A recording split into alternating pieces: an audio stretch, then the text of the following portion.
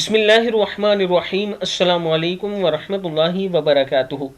زینب T V کی طرف سے آج میں اپنے دوستوں کو رسول اللہ صلی اللہ علیہ وآلہ وسلم کا ایک بہت ہی پیارا فرمان سناؤں گا۔ آپ دوستوں نے اس پر غور کرنا ہے۔